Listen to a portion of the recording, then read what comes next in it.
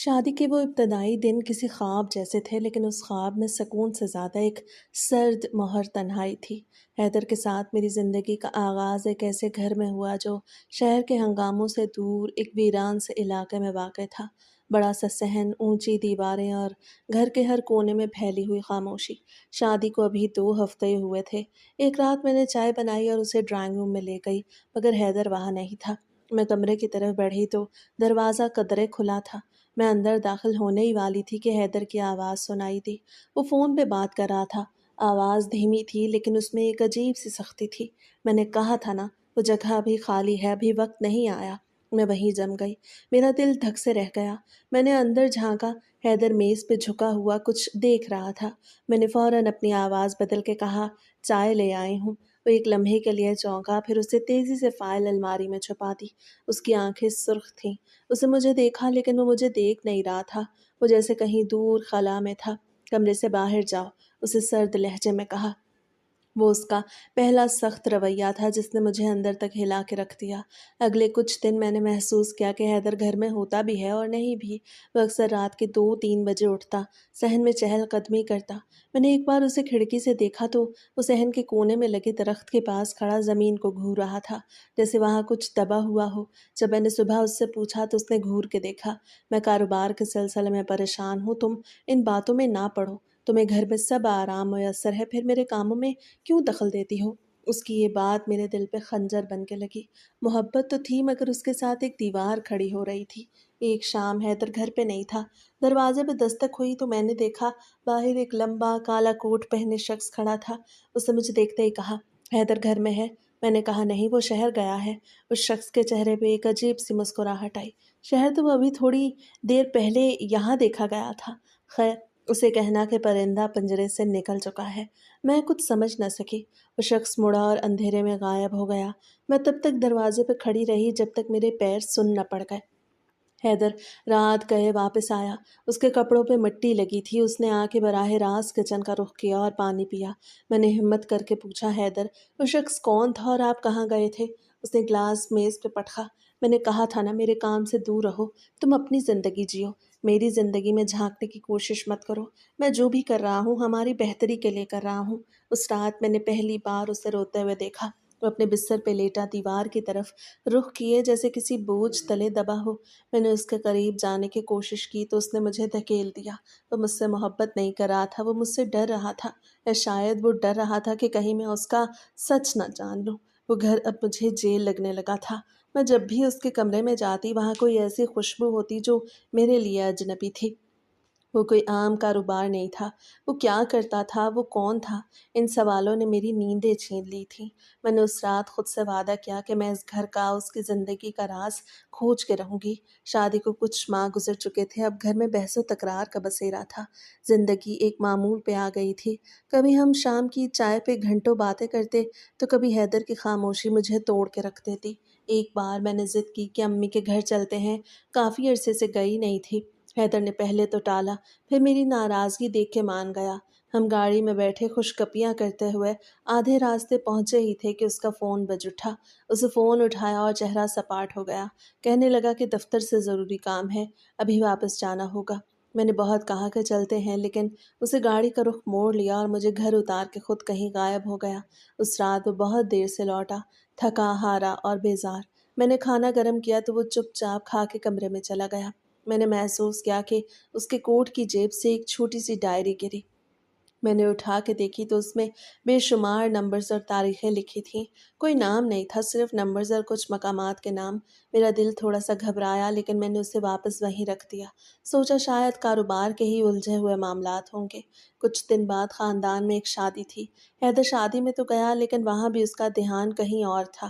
وہ لوگوں سے ہنستا مسکراتا، لیکن جیسے ہی فون کی گھنٹی بجتی وہ ہجوم سے الگ ہو کے باہر نکل جاتا۔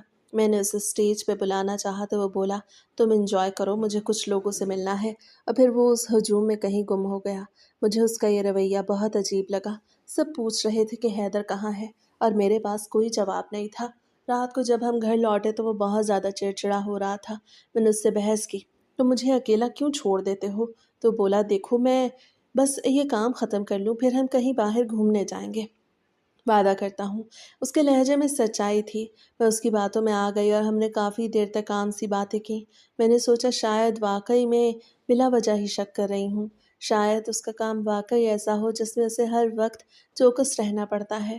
شادی کی وہ تقریب تو گزر گئی تھی لیکن اس کے اثرات ابھی تک میرے ذہن میں تھے۔ حیدر کا شادی کی محفل سے بار بار غائب ہو جانا، فون پہ کسی سے غصے میں بات کرنا اور پھر واپس آ کے ایسے ظاہر کرنا جیسے کچھ ہوا ہی نہیں، یہ سب کچھ میرے دل میں ایک چھوٹی سی چوٹ کی طرح تھا۔ میں نے اس سے کوئی بات نہیں کی، بس چپ سادھ لی۔ اگلے دن جب وہ بیدار ہوا تو اس نے مجھے اداس دیکھا تو اس نے میرے قریب آ کے میرا ہاتھ تھاما۔ اس کے ہاتھوں کی گرمائش میں ہمیشہ ایک عجیب سا سکون ہوتا تھا۔ ابھی تک ناراض ہو، اسے شرارت سے مسکراتے پوچھا۔ میں نے چہرہ دوسری طرف پھیر لیا۔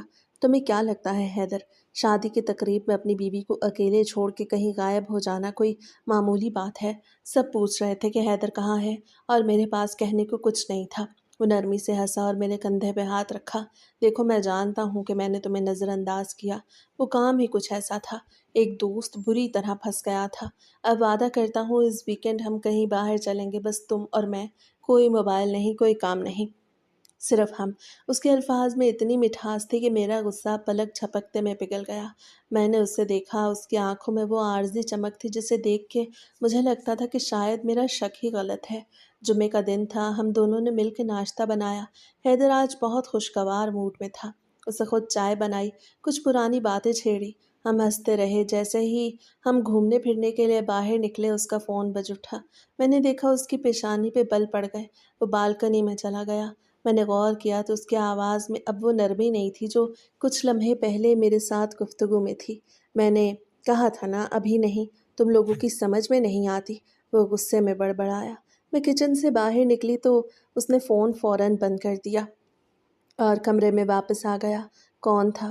میں نے پوچھا تو وہ کچھ لمحے خاموش رہا، پھر بولا وہی آفس کا کام، تم جانتی ہو کچھ معاملات ایسے ہوتے ہیں جنہیں میں چاہ کے بھی نظر انداز نہیں کر سکتا۔ میرا دل پھر سے بیٹھ گیا۔ حیدر، تم نے وعدہ کیا تھا، تم اپنا وعدہ پورا بھی کرو گے؟ میں نے احتجاج کیا۔ اس سے میری بات کو کاٹتے ہوئے کہا، تھوڑی دیر کی بات ہے، تم کافی پیو، میں بس 15 منٹ میں واپس آتا ہوں۔ اسے مجھے ایک پرسکون سے کیفے میں بٹھایا اور چلا گیا۔ میں نے کافی کا کپ پکڑا اور کھڑکی سے باہر سڑک کو دیکھنے لگی۔ 15 منٹ، آدھا گھنٹہ، پھر 1 گھنٹہ گزر گیا۔ حیدر کا کوئی نام و نشان نہیں تھا۔ میں نے اس کا فون ملایا لیکن وہ بند جا رہا تھا۔ کیفے کی کھڑکی سے مجھے سڑک پہ وہی کالی گاڑی نظر آئی جو اکثر ہمارے گھر کے باہر کھڑی رہتی تھی۔ اس میں سے ایک شخص نکلا جس نے ہیٹ پہن رکھی تھی۔ اس نے میری طرف دیکھا اور پھر تیزی سے اس طرف چل دیا جہاں حیدر گیا تھا۔ میرا تجسس اب خوف میں بدل رہا تھا۔ میں نے اپنا بیگ اٹھایا اور کیفے سے باہر نکل آئی۔ مجھے کچھ سمجھ نہیں آ رہا تھا کہ میں کیا کروں۔ کیا میں اس کا پیچھا کروں یا گھر واپس چلی جاؤں؟ میں نے ہمت کی اور اسی گلی میں مڑ گئی جہاں وہ شخص گیا تھا۔ سامنے ایک پرانا گودام تھا جس کے باہر حیدر کی گاڑی کھڑی تھی۔ میں دبے پاؤں قریب گئی، اندر سے حیدر کی آواز آ رہی تھی جو کسی سے بحث کر رہا تھا۔ میں نے تم لوگوں کو کہا تھا کہ یہ میرا آخری کام ہے، اب میں مزید کچھ نہیں کر سکتا۔ میری ایک زندگی ہے، ایک بیوی ہے، مجھے اس کی فکر ہے۔ سامنے سے کسی بھاری آواز نے جواب دیا، تمہاری زندگی اور تمہاری بیوی اس وقت تک محفوظ ہیں جب تک تم اپنا کام جاری رکھتے ہو۔ بھول جاؤ کہ تم کوئی عام آدمی ہو، تم وہی ہو جو ہم نے تمہیں بنایا ہے۔ میں نے اپنا ہاتھ منہ پہ رکھ لیا تاکہ میری چیخ باہر نہ آئے۔ یہ حیدر کی آواز نہیں تھی، یہ کسی اور کی تھی، کسی ایسے شخص کی جو حیدر کو کنٹرول کر رہا تھا۔ میں وہاں سے بھاگی۔ میرا دل اتنی زور سے دھڑک رہا تھا کہ مجھے لگا وہ میرے سینے سے باہر نکل آئے گا۔ میں گھر پہنچ کے بستر پہ گر گئی۔ شام کو جب حیدر آیا تو وہ بالکل نارمل تھا۔ اس نے میرے پاس آ کے کہا، معاف کرنا، کام کچھ زیادہ ہی بڑھ گیا تھا، چلو آج باہر کھانا کھانے چلتے ہیں۔ میں نے اس کی طرف دیکھا تو اس کے چہرے پہ کوئی شکن نہیں تھی۔ وہ کیسے اتنا جھوٹ بول سکتا تھا؟ اس کا پیار، اس کی مسکراہٹ، سب ایک ڈھونگ تھا۔ میں نے مسکرانے کی کوشش کی لیکن میری مسکراہٹ میں وہ تلخی تھی جو اب ختم نہیں ہونے والی تھی۔ پھر میں نے کہا چلو چلتے ہیں۔ میں نے اس کے استعمال شدہ کوٹ کو الماری میں ٹانگنے کے لیے لیا تو جیب سے وہی ڈائری دوبارہ گر گئی۔ اس بار میں نے اسے اٹھایا اور جب وہ واش روم گیا تو میں نے اسے کھول دیا، مگر اس میں لکھا کچھ بھی مجھے سمجھ نہیں آ رہا تھا۔ میں نے فوراً ڈائری بند کی اور اسے واپس رکھ دیا۔ حیدر باہر نکلا تو اس نے مجھے دیکھا، اس کی نظریں میرے ہاتھوں پہ گئیں۔ کچھ ڈھونڈ رہی ہو؟ نہیں، بس سوچ رہی تھی کہ ہم کبھی کسی پرسکون جگہ کیوں نہیں جا سکتے۔ میں نے جھوٹ بولا۔ اس نے میری کمر پہ ہاتھ رکھا اور مجھے باہر لے گیا۔ اس لمحے مجھے احساس ہوا کہ میں ایک ایسے شخص کے ساتھ رہ رہی ہوں جس کا ماضی، حال اور مستقبل سب ایک راز ہے۔ اب ہم دونوں کے درمیان ایک خاموش سا فاصلہ پیدا ہو گیا تھا۔ میں نے کئی بار سوچا کہ حیدر سے کھل کے بات کروں، لیکن جب بھی موقع ملتا وہ کسی نہ کسی کام میں الجھ جاتا۔ ایک دن میں نے اس سے کہا کہ مجھے امی کے گھر جانا ہے، کافی عرصہ ہو گیا ہے وہاں گئے ہوئے۔ اس نے ایک لمحے کے لیے مجھے دیکھا اور پھر سر ہلا دیا کہ ٹھیک ہے، چلی جانا۔ مگر جب جانے کا وقت آیا تو وہ کہنے لگا کہ آج اسے ایک انتہائی ضروری میٹنگ اٹینڈ کرنی ہے اور وہ مجھے نہیں چھوڑ سکتا۔ مجھے بہت غصہ آیا۔ میں نے اسے کہا کہ میں اکیلی چلی جاؤں گی، لیکن اس نے صاف انکار کر دیا کہ شہر کے حالات ٹھیک نہیں ہیں اور میں تمہیں اکیلے نہیں بھیج سکتا۔ میری ناراضگی اسے دیکھ کے بھی اندیکھی کر دی۔ میں نے خود کو کمرے میں بند کر لیا اور حیدر کمرے سے باہر چلا گیا۔ میں نے سنا کہ وہ فون پہ کسی سے کہہ رہا تھا کہ سب کچھ ٹھیک ہے، بس وقت کا انتظار ہے۔ اس کے بعد سے وہ میرے ساتھ بہت زیادہ خاموش ہو گیا۔ ہم ایک ہی چھت کے نیچے رہتے تھے، لیکن ایسا لگتا تھا جیسے دو اجنبی رہ رہے ہوں۔ ایک شام جب حیدر گھر پہ تھا تو دروازے پہ دستک ہوئی۔ دو مشکوک قسم کے لوگ گھر میں داخل ہوئے۔ حیدر نے انہیں بیٹھک میں بٹھایا۔ وہ دونوں بہت سنجیدہ لگ رہے تھے۔ حیدر نے مجھے آواز دی کہ چائے لے آؤ۔ میں نے کچن میں چائے بنائی اور ٹرے لے کے بیٹھک کی طرف گئی۔ جیسے ہی میں نے دروازے پہ دستک دی، اندر سے باتیں بند ہو گئیں۔ میں نے اندر قدم رکھا تو دیکھا کہ وہ دونوں لوگ مجھے ایسے دیکھ رہے تھے جیسے میں کوئی غیر ملکی ہوں۔ حیدر نے چائے کی ٹرے لی اور مجھے اشارے سے باہر جانے کا کہہ دیا۔ باہر آ کر میں نے دروازے کے پیچھے کان لگائے، لیکن حیدر نے اتنی اونچی آواز میں کرسی گھسیٹی کہ مجھے پیچھے ہٹنا پڑا۔ میں نے کافی دیر باہر کھڑے ہو کے ان کی باتیں سننے کی کوشش کی تھی، مگر وہ اتنی دھیمی آواز میں بات کر رہے تھے کہ مجھے صرف چند نام اور شہروں کے ذکر سنائی دیے۔ وہ چائے پی کے اٹھ گئے اور حیدر ان کے ساتھ مین گیٹ تک گیا۔ وہ لوگ کسی پرانی سی گاڑی میں بیٹھ کے چلے گئے۔ حیدر واپس آیا تو اس کے چہرے پہ ایک عجیب سی تھکن تھی۔ میں نے اس سے پوچھا کہ یہ لوگ کون تھے اور کس بارے میں بات کر رہے تھے، تو وہ جھنجھلا گیا۔ کہنے لگا کہ یہ میرے پارٹنرز ہیں اور ان کے ساتھ کاروبار کے معاملات پہ بحث ہو رہی تھی۔ تم کیوں ہر وقت میرے کام میں دخل دیتی ہو؟ میں نے کہا تھا کہ تم نے کہا تھا کہ ہم باہر جائیں گے۔ میری بات کا جواب دینے کے بجائے وہ باتھ روم چلا گیا۔ رات کو جب وہ سو گیا تو میں اسے دیکھتی رہی کہ کیا یہ وہی انسان ہے جس سے میں نے نکاح کیا تھا۔ اس کے چہرے پہ نیند میں بھی ایک عجیب سا تناؤ رہتا تھا۔ کبھی کبھی وہ بڑبڑاتا تھا اور ایسا لگتا تھا جیسے وہ کسی کو ڈانٹ رہا ہو۔ میں نے فیصلہ کیا کہ اب میں اس سے کوئی بحث نہیں کروں گی، بس خاموشی سے دیکھوں گی کہ آخر یہ سب چل کیا رہا ہے۔ اگلی صبح جب وہ پھر کہیں جانے کے لیے تیار ہوا تو میں نے اسے روکنے کی کوشش نہیں کی، بس اتنا پوچھا کہ کیا میں امی کے گھر جا سکتی ہوں۔ اس بار اس سے جلدی میں کہا ٹھیک ہے، میں خود تمہیں چھوڑ دوں گا، شام کو واپس آتے ہی ہم چلیں گے۔ مگر شام ہوتے ہی اس کا فون پھر سے بجنے لگا اور اس کا چہرہ سپاٹ ہو گیا۔ اسے بس اتنا کہا کہ کام آ گیا ہے، مجھے آج بھی جانا ہوگا۔ میری ساری امیدیں دم توڑ گئیں۔ اس دن مجھے پہلی بار شدت سے احساس ہوا کہ شاید اس کی زندگی میں میرے لیے کوئی جگہ نہیں، صرف ایک ضرورت ہے اور میں اس ضرورت کو پورا کر رہی ہوں۔ وہ رات بھی اس نے اکیلے بیٹھک میں گزار دی اور میں اپنے کمرے میں کھڑکی کے پاس بیٹھ کے یہ سوچتی رہی کہ آدمی جو میرے ساتھ سوتا ہے آخر کون سی ایسی دنیا میں جی رہا ہے جس سے میں مکمل طور پہ لا تعلق ہوں۔ دوپہر کا وقت تھا، کچن میں سالن پک رہا تھا اور میں چولہے کے پاس کھڑی تھی کہ اچانک گیٹ پہ دستک ہوئی۔ میں نے چادر ٹھیک کی اور باہر کی طرف بڑھی تو سامنے محلے کی خالہ صفیہ کھڑی تھیں۔ ان کے ہاتھ میں ایک ٹوکری تھی جن میں کچھ پھل تھے۔ وہ اندر آئیں اور بیٹھک میں صوفے پہ بیٹھتے ہی ادھر ادھر دیکھنے لگیں جیسے کچھ ڈھونڈ رہی ہوں۔ میں ان کے لیے پانی لائی تو انہوں نے پانی کا گلاس میز پہ رکھا اور میری طرف جھک کے سرگوشی میں بولیں کہ بیٹی تم اکیلی رہتی ہو؟ سنا ہے حیدر بیٹا اکثر باہر ہی رہتا ہے۔ میں نے مسکرا کے کہا جی کام ہی ایسا ہے اس کا۔ تو وہ اپنی بات کاٹتے ہوئے بولیں کہ کام تو سبھی کرتے ہیں، لیکن تمہارا شوہر تو کچھ زیادہ ہی مشکوک ہے۔ کل رات بھی میں نے دیکھا کہ دو نامعلوم لوگ تیزی سے تمہارے گھر سے نکل رہے تھے اور ان کے ہاتھوں میں کوئی بھاری بیگ تھا۔ حیدر بھی سر جھکائے ان کے پیچھے پیچھے تھا۔ میں نے جھٹ سے کہا خالہ وہ اس کے پارٹنرز ہوں گے، لیکن خالہ نے ایک طنزیہ مسکراہٹ دی اور بولیں کہ پارٹنرز تو ہر کسی کے ہوتے ہیں، مگر ایسے نہیں جو رات کے اندھیرے میں آئیں اور چلے جائیں۔ میں نے بات ٹالنے کے لیے چائے کا پوچھا تو وہ کہنے لگی نہیں بیٹی، بس ایک مشورہ دینے آئی تھی کہ ذرا خیال رکھا کرو، تم تو نئی نئی شادی والی ہو، تمہارا شوہر تو تم سے زیادہ اپنے کام کو وقت دیتا ہے۔ میں نے انہیں رخصت کیا تو میرا دل زور زور سے دھڑک رہا تھا۔ کیا واقعی محلے والے بھی یہی سوچ رہے ہیں کہ حیدر کچھ غلط کر رہا ہے؟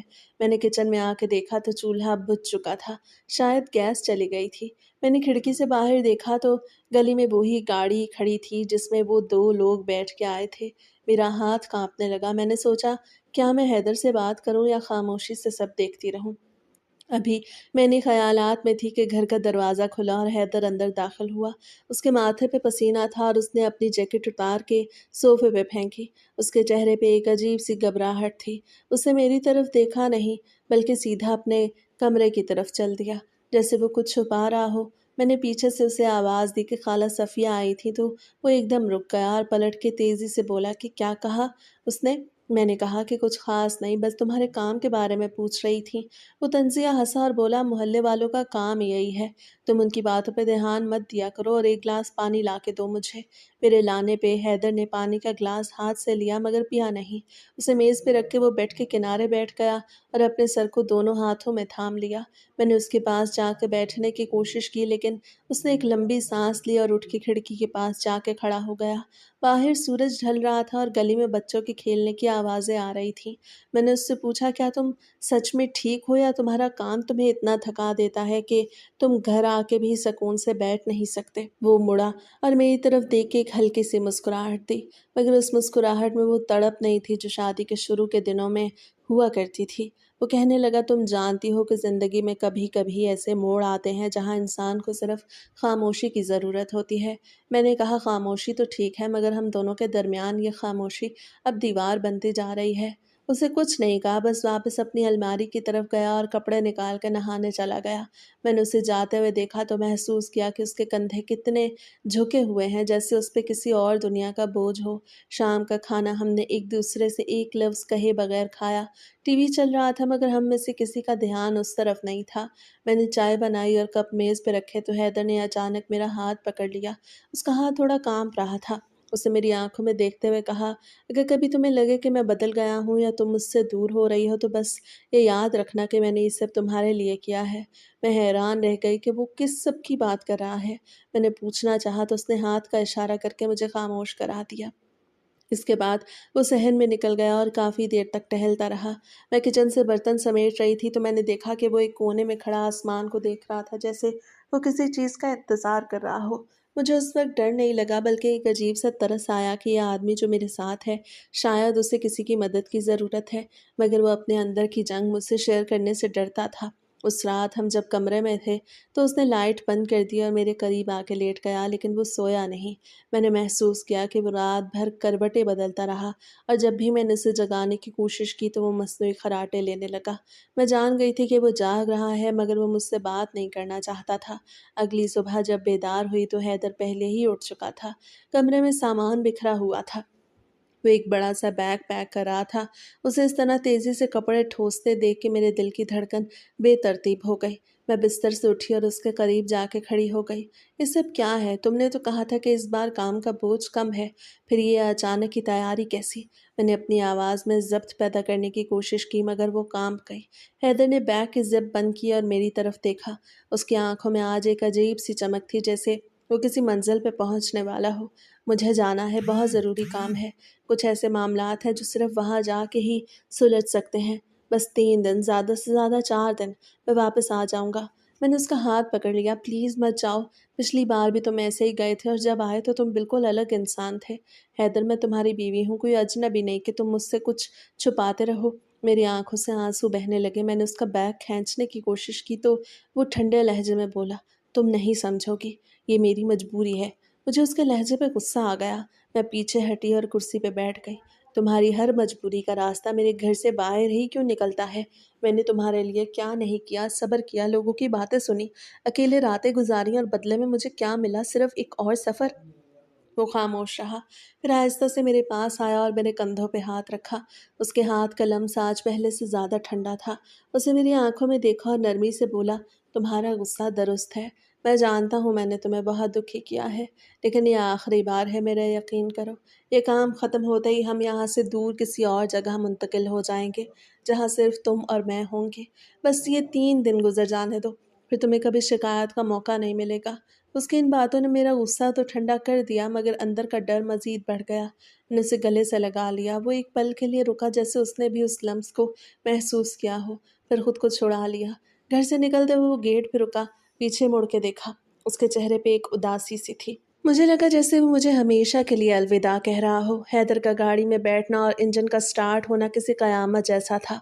मैं दहलीज पे खड़ी उसे देख रही थी। वो गाड़ी का शीशा नीचे करके मेरी तरफ देख रहा था। मैं भाग के गाड़ी तक गई और गाड़ी का दरवाज़ा पकड़ लिया। हैदर रुक जाओ, मेरा दिल बहुत घबरा रहा है। आज मत जाओ प्लीज़। मैंने इल्तिजा की तो उसने मेरी तरफ देखा। एक लम्हे को उसकी आंखों में वो पुरानी मोहब्बत झलकी। उसने आहिस्ता से मेरा हाथ गाड़ी के दरवाजे से हटाया। बस चंद दिन की बात है, अपना ख्याल रखना, कोई मसला हो तो पड़ोसियों से मदद ले लेना, मैंने उनसे कह दिया है। उसने मुस्कुराने की कोशिश की मगर वो मुस्कुराहट मस्नूई थी। जैसे ही उसने गाड़ी गेट से बाहर निकाली मुझे लगा जैसे घर की रोशनी ख़त्म हो गई है। मैं वापस अंदर आ गई लेकिन सारा दिन ऐसे ही बैठी रही। उसका सामान कमरे में वैसे ही पड़ा था। कुछ कपड़े वो भूल गया था। मैंने उसके कोट को सीने से लगाया, उसमें वही मिट्टी और किसी अनजानी जगह की बू आ रही थी। शाम हुई तो घर में एक ऐसा खौफनाक सन्नाटा फैल गया। मैंने किचन में चाय बनाने की कोशिश की लेकिन कप हाथ से गिर के टूट गया। टूटे हुए टुकड़ों को देखते हुए मुझे लगा जैसे मेरी ज़िंदगी भी इसी तरह बिखर रही है। रात के 12 बजे थे। मैंने उसे फ़ोन किया लेकिन नंबर बंद था। मेरा दिल ज़ोर से धड़का। मैंने बार बार कॉल की मगर जवाब में वही रूखा सा पैगाम आ रहा था, आपका मिलाया हुआ नंबर बंद है। मैंने घर के दरवाजे को चेक किया, सब कुछ बंद था लेकिन मुझे लगा जैसे कोई बाहर खड़ा मेरा इंतज़ार कर रहा है। मैं बेड पे लेट गई लेकिन आँख नहीं लगी। हैदर की वो आखिरी बात मेरे कानों में गूंज रही थी, यह आखिरी बार है, फिर हम दूर चले जाएंगे। क्या वो सच कह रहा था या ये किसी नए तूफान का पेश खैमा था? मैंने खिड़की से बाहर देखा तो सड़क वीरान थी। दूर कहीं किसी कुत्ते के रोने की आवाज़ आई जो मेरे डर को मज़ीद बढ़ा रही थी। मुझे अंदाज़ा नहीं था कि हैदर का यह आखिरी सफ़र दरअसल मेरी पूरी ज़िंदगी बदल देने वाला था। हैदर के जाने का दूसरा दिन था और घर की खामोशी मेरे एसाब पे सवार हो रही थी। मैं किचन में खड़ी चाय बना रही थी कि अचानक मुझे ऐसे लगा जैसे कमरे में किसी के चलने की आवाज़ आई है। मैंने फ़ौरन चूल्हा बंद किया और डरते-डरते कमरे की तरफ बढ़ी, लेकिन वहाँ कोई नहीं था। बस अलमारी का दरवाज़ा हल्का-सा खुला हुआ था। शायद मैं ही बंद करना भूल गई थी। मैंने अलमारी पूरी खोली और हैदर के कपड़ों को छू के देखा जिनमें से उसकी खुशबू आ रही थी। मैं वहाँ बैठ के रोने लगी। मुझे उसका वो आखिरी जुमला याद आ रहा था कि ये सब तुम्हारे लिए किया है। मैंने सोचा आखिर वो क्या चीज़ थी जो उसे इतना मजबूर करती थी कि वो अपनी बीवी को छोड़ के उन खतरनाक रास्तों पे निकल जाता था। इसी दौरान बाहर वाले दरवाजे पर दस्तक हुई।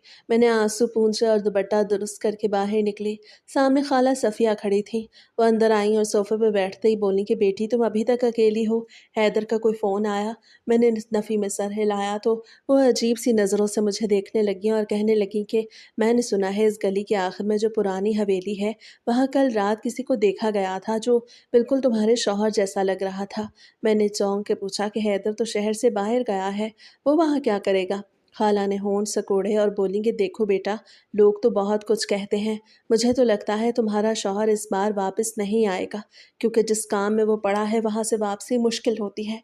उनकी ये बात सुन के मेरे पैरों तले से ज़मीन निकल गई। मैंने उन्हें डांट के कहा, आप कैसी बातें कर रही हैं? तो वो कंधे उचका के उठ खड़ी हुई और चलते चलते बोली कि वक्त आने पर सब पता चल जाएगा, बस तुम अपना ख्याल रखना। खाला सफ़िया के जाने के बाद मैंने दरवाज़ा ज़ोर से बंद किया और पीठ लगा के वहीं फ़र्श पे बैठ गई। मेरा दिल शिद्दत से घबरा रहा था। मैंने बार बार हैदर का नंबर मिलाया लेकिन वही रूखा सा पैगाम आता रहा कि नंबर बंद है। मैंने सोचा क्या वाकई वो मुझे छोड़ के कहीं दूर निकल गया है। रात हुई तो अंधेरा मेरे कमरे में फैल गया। मैंने लाइट नहीं जलाई, बस खिड़की के पास बैठ के सड़क को घूरती रही। हर गुजरने वाली गाड़ी की आवाज़ पर मुझे लगता कि हैदर आ गया है लेकिन वो सिर्फ गुजर जाती थी। रात के 3 बजे थे कि अचानक गली में कोई आवाज़ सुनाई दी। मैं काँप उठी और कमरे में छुप गई। मुझे लगा कोई दरवाज़ा तोड़ के अंदर आ रहा है।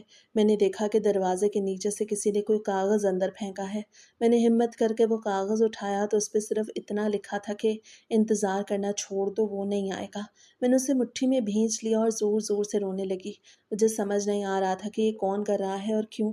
सुबह हुई तो मैं इतनी निढाल थी कि उठने की हिम्मत भी नहीं थी। मैंने चेहरा आईने में देखा तो वो ज़र्द पड़ चुका था, आँखों के नीचे हल्के पड़ गए थे। मैंने खुद से कहा नहीं, मैं इस तरह हार नहीं मानूँगी। मैं उसके दोस्तों के पास जाऊँगी जिन्हें वो अपना पार्टनर कहता था। मैंने अपना बैग उठाया और घर से बाहर निकलने के लिए तैयार हुई तो मुझे लगा कि घर के सहन में कोई खड़ा है। मैंने पलट के देखा तो वहाँ कोई नहीं था। बस एक कबूतर उड़ के दीवार पे बैठ गया। मैंने गेट खोला और सड़क पे कदम रख दिया, लेकिन मेरे कदम कांप रहे थे। मुझे लग रहा था कि कोई मेरा पीछा कर रहा है।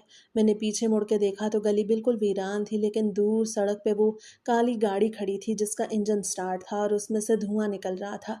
मेरा दिल दहल गया। मैंने फौरन गेट बंद किया और अंदर भाग आई। मुझे तब एहसास हुआ कि इस बार वाकई कुछ बुरा होने वाला है। दोपहर का वक्त था। सूरज की तपिश घर के सहन में उतर रही थी और मैं सहन में बैठ के हैदर के कपड़ों को देख रही थी कि अचानक गेट पे जोर जोर से दस्तक होने लगी। मैंने उठ के दरवाज़ा खोला तो सामने वही दो लोग खड़े थे जो कुछ दिन पहले हैदर से मिलने आए थे।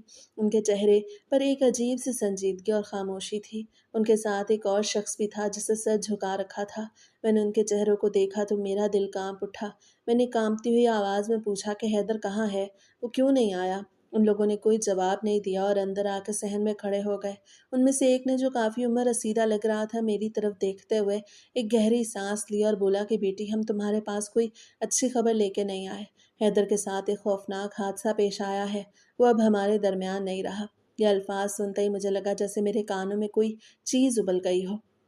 मैंने चीखने की कोशिश की, लेकिन गले से आवाज़ नहीं निकली। मैं वहीं ज़मीन पर बैठ गई। वो लोग बातें करते रहे, लेकिन मुझे कुछ सुनाई नहीं दे रहा था। बस इतना याद है कि उन्होंने कहा कि लाश की हालत बहुत ख़राब है और शनाख्त के लिए सिर्फ कुछ पुरानी निशानियों का सहारा लिया गया है। मैंने रोते हुए कहा कि मुझे उसे देखना है, मुझे मेरा हैदर दिखाओ, लेकिन उन्होंने सख्ती से मना कर दिया कि मैयत का चेहरा मस्क हो चुका है और उसे देखना तुम्हारे लिए ठीक नहीं होगा। ये कह के उन्होंने बाहर खड़ी एम्बुलेंस की तरफ इशारा किया जिसमें से मैयत को उतारा जा रहा था। मैंने उसे देखा तो मेरा वजूद बर्फ हो गया। वो हैदर था, मेरा शौहर, जिसके साथ मैंने ख्वाब देखे थे। आज वो एक मैयत बन के आ गया था। घर में मोहल्ले वालों का हजूम इकट्ठा हो गया। औरतें आके मेरे पास बैठ के रो रही थी, मगर मैं पत्थर की तरह बैठी थी। मेरी आंखों से आंसू खुश्क हो चुके थे। मुझे सिर्फ वो मैयत नजर आ रही थी जिसे सहन में रखा गया था। मेरे भाई और दूसरे लोग जनाजे के लिए उसे उठाने आए तो मैंने उनके हाथ रोकने की कोशिश की, लेकिन किसी ने मेरी नहीं सुनी। मैं सिर्फ एक कोने में खड़ी ये देखती रही कि कैसे मेरा सारा जहान दफन होने के लिए जाया जा रहा है। मैं भी जिद करके साथ कब्रिस्तान आ गई। हम कब्रिस्तान पहुंचे जहां कब्र पहले से खोदी जा चुकी थी। मैंने देखा कि वो लोग मैयत को कब्र में उतार रहे हैं। मैंने चिल्लाना चाहा कि उसे मत दफनाओ, वो मेरा हैदर है, लेकिन मेरे भाइयों ने मुझे पकड़ लिया और कहा कि सदमे की वजह से तुम्हारा दिमाग काम नहीं कर रहा।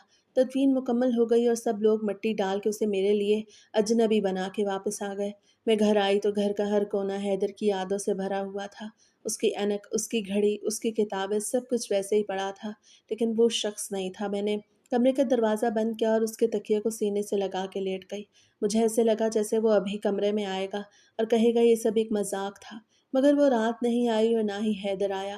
मैंने खुद को कमरे में कैद कर लिया और दुनिया से अपना राब्ता तोड़ दिया। खाना पीना सब छोड़ दिया और बस एक ही सोच में डूबी रहती कि क्या वाकई वो हादसा था या हैदर की ज़िंदगी का वो पहलू जिसे वो छुपाता था उसे ले डूबा। हैदर के जाने के बाद मेरे लिए वक्त जैसे थम गया था। इतने दिन हो गए, मगर मुझे लगता जैसे वो कल की ही बात हो। मैंने अपने कमरे के पर्दे गिरा दिए। दिन भर अंधेरे में लेटी रहती। मोहल्ले की औरतें जो कभी मेरे शौहर की ज़िंदगी पे बात करती थीं, अब खाना दे जाती थी क्योंकि मुझ में बनाने की हिम्मत नहीं थी। और मायका भी दूर था। भाइयों ने कहा कि मैं उनके साथ चलूं, मगर मैंने ही इनकार कर दिया कि पड़ोसन के कहने पे मैं ज़बरदस्ती चंद लुक़्मे ले लेती ताकि जान न निकल जाए, वरना मेरे अंदर की ज़िंदगी तो उसके साथ ही दफन हो गई थी। मैंने उसके कपड़ों को छूना छोड़ दिया। उनमें से आने वाली खुशबू अब मुझे डराने लगी। मेरा पूरा दिन सिर्फ खिड़की के पास बैठ के बाहर की सड़क को तकते हुए गुजरता। मैंने भाइयों को आने से मना कर दिया। मुझे किसी की हमदर्दी की ज़रूरत नहीं थी, बस तन्हाई चाहिए थी। मैंने जीना छोड़ दिया जैसे मैं खुद भी एक जिंदा लाश बन गई हूँ। एक तूफानी रात थी, बिजली बार बार आ जा रही थी। घर के हर कोने में एक अजीब सा सन्नाटा था। मैं किचन में बैठी थी कि अचानक मेरे मोबाइल की टोन बजी। स्क्रीन पे अननोन लिखा था। मेरा दिल एक अजीब सी बेचैनी से धड़कने लगा। मैंने कांपते हाथों से फ़ोन उठाया। हेलो। मेरी आवाज़ इतनी धीमी थी कि खुद मुझे भी मुश्किल से सुनाई दी। दूसरी तरफ से कुछ लम्हे खामोशी रही, फिर एक ऐसी आवाज़ आई जिसने मेरे पैरों तले से ज़मीन खिसका दी। आवाज़ मर्दाना थी, किसी हद तक जानी पहचानी, मगर उसमें वो ठहराव था जो किसी के जी उठने का एहसास दिलाता था। वो तो तुम्हारा शौहर था ही नहीं, जिसे तुमने दफनाया है, वो कोई और था। आवाज़ में एक सर्द सुकून था। मैंने फ़ोन को हाथ से छूटते हुए महसूस किया, मगर वो दीवार के साथ टकरा के वहीं रुक गया। मेरी चीख गले में ही घुट के रह गई। तुम तुम कौन हो? मैंने बड़ी मुश्किल से पूछा। मैं वही हूँ जिसके बारे में हैदर ने तुम्हें कभी नहीं बताया। जिस कब्र में तुम मिट्टी डाल के आई हो उसमें तुम्हारा हैदर नहीं है। फोन कट गया। मैं साकित बैठी रही। मेरे जहन में वो मस्क शुदा चेहरा घूम गया, वो जनाजा, वो मिट्टी, वो सब कुछ जो मैंने अपनी आंखों से देखा था। मैंने फौरन भाइयों को कॉल मिलाई। उनकी आवाज़ सुन के मेरी हिचकियाँ बंध गईं। मैंने रोते हुए उन्हें सब कुछ बता दिया। भाई फौरन घर पहुंचे। उनका चेहरा गुस्से और हैरत से सुर्ख था।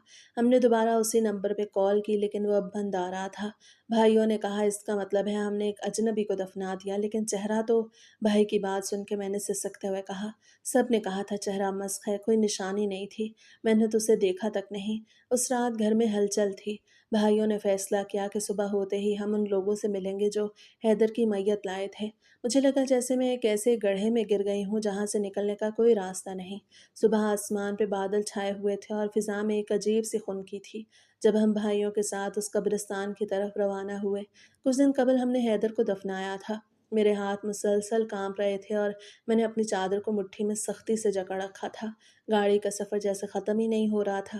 रास्ते में भाइयों के दरमियान होने वाली गुफ्तगू मेरे कानों में पड़ रही थी, लेकिन मैं किसी गहरी खाई में गिरी हुई महसूस हो रही थी। क्या वाकई वो हैदर नहीं था? ये सोच के ही मेरा सर चकराने लगता। हम जब कब्रिस्तान पहुंचे तो वहाँ की खामोशी किसी डरावने ख्वाब जैसी थी। वो बिजनेस पार्टनर जो हैदर की तदफीन के वक्त साथ थे आज भी हमारे साथ थे, लेकिन उनके चेहरों पे एक अजीब सी बुखलाहट थी। हम उस मखसूस कोने में पहुंचे जहाँ 3 कब्रें एक साथ बनी हुई थी, क्योंकि फ़ोन वाले आदमी ने उस जगह का बताया था। कब्रों पे काई जमी हुई थी और हवा में मिट्टी की वो सूंधी खुशबू थी जो कब्रिस्तानों की पहचान होती है। भाइयों ने फ़ोन पे वही नंबर डायल किया और पूछा कौन सी कब्र हैदर की है, तो वो लोग फ़ोन पे आपस में ही उलझने लगे। एक शख्स ने कहा दाई जाने वाली, तो दूसरे की आवाज़ आई बाई जाने वाली। उनका ये रवैया देख के मेरे भाइयों का गुस्सा 7वें आसमान पे पहुंच गया। इसी असना में दूर से एक बूढ़ी अम्मा लाठी टेकती हुई हमारी तरफ बढ़ने लगी। उनके कपड़े बोसीदा थे और चेहरे पे झुर्रियाँ थीं जो किसी बड़ी उम्र और तजर्बे की गवाही दे रही थीं। वह हमारे करीब आके रुकी और हम सबको एक एक करके देखा। तुम लोग यहाँ क्या ढूंढ रहे हो? जिस मैयत के लिए रो रहे हो वो इस लंबी कब्र में है जो सबसे किनारे पे है। अम्मा की आवाज़ में एक ऐसा ठहराव था जिसने हम सबको खामोश कर दिया। उन्होंने अपनी लाठी से उस कब्र की तरफ इशारा किया जिसका कद बाकी 2 से बड़ा था। बाकी 2 कब्रें नौजवान बच्चों की हैं, जिन्हें उसी रात एक साथ दफनाया गया था। यहाँ सिर्फ यही जगह खाली थी, इसीलिए तीनों को एक साथ सपुर्द खाक कर दिया गया। अम्मा की ये बात सुन के मेरी रगों में खून जम गया। वो पार्टनर्स जो हैदर की मैयत लाए थे उनका रंग फक पड़ गया और वहाँ से खिसकने की कोशिश करने लगे। मेरे भाइयों ने उन्हें दबोच लिया जबकि मैं उस कब्र के सिरहाने खड़ी हो गई। अम्मा वहाँ से गुजर गईं जैसे वो कोई फरिश्ता थीं जो सिर्फ सच बताने आई थीं। मेरे भाइयों ने फैसला किया कि अब कब्र कुशाई के सिवा कोई चारा नहीं। कब्र खोदने के लिए मजदूर बुलाए गए तो मैंने रोक दिया कि मैं अपने शौहर की कब्र खोद के उसे अजियत नहीं दूंगी। मैं नहीं जानती थी कि अभी भी हम पूरा सच नहीं जानते। हम घर वापस आए तो एक अजीब सी खामोशी थी, जैसे वक्त ठहर गया हो। मेरी आंखों के सामने बार बार वो मंजर आ रहा था जिसमें कोई अजनबी पड़ा था। घर के हर कोने से हैदर की खुशबू आ रही थी, लेकिन वो वहाँ मौजूद नहीं था। मैं सोफे पे बैठी उन ख्यालात में गुम थी कि तभी फ़ोन की घंटी बजी। घर में मौजूद सब लोग खामोश हो गए। मैंने कांपते हाथों से फ़ोन उठाया। स्क्रीन पे कोई नाम नहीं था, सिर्फ एक नामालूम नंबर था। मैंने स्पीकर ऑन कर दिया। तुम्हें खबर मिल गई, मगर वो भी मेरी नहीं है। आवाज़ जानी पहचानी थी। मेरे भाइयों ने फ़ौरन मोबाइल का ट्रेसिंग सिस्टम एक्टिवेट कर दिया। मैंने चीख के पूछा, हैदर क्या तुम जिंदा हो? तुम कहाँ हो? दूसरी तरफ से आवाज़ आई, मैं तुम्हारा हैदर हूँ, लेकिन जिस हाल में हूँ उसने मुझे बदल दिया है। मैं एक पुराने गोदाम में कैद हूँ। उन्होंने मुझे जंजीरों से बांध रखा है। तुम लोगों को यहाँ आना होगा, लेकिन खबरदार पुलिस को साथ ना लाना, वरना वो मुझे मार देंगे। उन्होंने किसी का फ़ोन चुराया था, इसीलिए कहने लगे मेरे पास वक्त नहीं। शहर के मज़ाफ़ात में वो पुरानी मिल जहाँ हम कारोबार के सिलसिले में जाते थे। ये कहते ही राब्ता कट गया। मेरा दिल धक से रह गया, मगर इस बार यह खौफ नहीं बल्कि उम्मीद थी। भाइयों ने फौरी तौर पर पुलिस को इत्तला दी और हम एक बड़ी टीम के साथ उस वीरान मिल की तरफ चल पड़े। रास्ता तवील था, हर मोड़ पे मेरा दिल डूब रहा था। जब हम वहाँ पहुँचे तो इर्द गिर्द घास फूस और वीरानी थी। पुलिस ने मिल को चारों तरफ से घेर लिया। हम गाड़ी से बाहर निकले, पुलिस वाले एहतियात से आगे बढ़ रहे थे। अचानक अंदर से गोली चलने की आवाज़ आई। मैं चीख उठी, लेकिन फिर खामोशी छा गई। कुछ देर बाद एक पुलिस ऑफिसर ने हमें इशारा किया। हम अंदर दाखिल हुए तो मंजर देख के मेरे होश उड़ गए। हैदर एक पुरानी कुर्सी पे बंधा हुआ था। उसके चेहरे पे तशद्दुद के निशान थे और वो शदीद कमज़ोर हो चुका था। उसने मुझे देखा तो उसकी आंखों में आंसू आ गए। मैं भाग के उस तक पहुंची और उसे गले लगा लिया। उसका जिस्म ठंडा था लेकिन उसकी धड़कनें जिंदा होने का सबूत दे रही थीं। पुलिस ने उन दुश्मनों को गिरफ्तार कर लिया जो वहां छुपे हुए थे। घर वापसी का सफ़र बहुत जज्बाती था। हैदर के घर पहुंचते ही मोहल्ले वालों का हजूम इकट्ठा हो गया। हैदर को बिस्तर पर लिटाया गया। डॉक्टर ने उसे देखा और बताया कि वो शदीद सदमे और भूख की वजह से निढाल है। जब उसने कुछ होश संभाला तो उसने हमें वो कहानी सुनाई जिससे सबको हिला के रख दिया। उसे बताया कि वो लोग दरअसल उसके पुराने कारोबारी हासिदीन थे जो उसे रास्ते से हटाना चाहते थे। उन्होंने उसे अगवा किया और मारने की धमकी दी ताकि वो अपने तमाम बिजनेस असासे उनके नाम कर दे। जब उसने इनकार किया तो उन्होंने उसे खुफिया तय खाने में कैद कर दिया और उसकी जगह एक नामालूम शख्स की मस्कशुदा लाश को हादसे का दिखा के हमारे हवाले कर दिया ताकि वो कानूनी तौर पे मुर्दा हो जाए और वो उसका पूरा कारोबार हड़प कर सकें। और वो बुढ़िया भी उन्हीं की भेजी गई थी कि तुम्हें यकीन आ जाए कि मैं मर चुका हूँ। हैदर की आंखों में गुस्सा और कर्ब था। उसे कहा मैंने उनके साथ कारोबार ख़त्म कर दिया था मगर वो मेरा वजूद मिटाना चाहते थे। उन्होंने सोचा था कि अगर मैं मर गया तो सब कुछ उनका होगा, लेकिन उन्हें ये नहीं मालूम था कि तुम मेरी अमानत बन के ज़िंदा रहोगी और मुझे बचा लोगी। मैं उसके पास बैठी उसके बालों को सहला रही थी। अब वो मेरे सामने था मेरा हैदर। ज़िंदगी के वो दिन, वो कब्रिस्तान के चक्कर, वो सदमे, सब एक ख्वाब लग रहे थे। हैदर ने मुझसे वादा किया कि अब वो किसी ऐसे काम में नहीं पड़ेगा जो उसकी और मेरी ज़िंदगी को ख़तरे में डाले। वैसे भी उसने कोई गलत काम नहीं किया था, बस लोग उसकी कामयाबी से जलते थे, इसलिए उसे तंग करते थे और हमें डराने के लिए ना जाने कौन कौन से ड्रामे किए थे। और 3 कब्रों वाला वक्त तो मुझे अब तक नहीं भूलता। ये भी उनकी एक चाल थी, मुझे तोड़ने की ताकि मैं हैदर की मस्क-शुदा चेहरे के बारे में ज़्यादा न सोच सकूं। फिर हमने अपनी ज़िंदगी का एक नया बाब शुरू किया। वो घर जो कभी वीरान था आज दोबारा हंसी-खुशी से आबाद था। मैंने सोचा वाक़ई सब्र का फल मीठा होता है और सच की जीत हमेशा होती है। उस रात मैंने खिड़की से बाहर देखा। आसमान साफ था और तारे चमक रहे थे। मैंने अल्लाह का शुक्र अदा किया कि उसने मेरा शौहर मुझे वापस लौटा दिया था।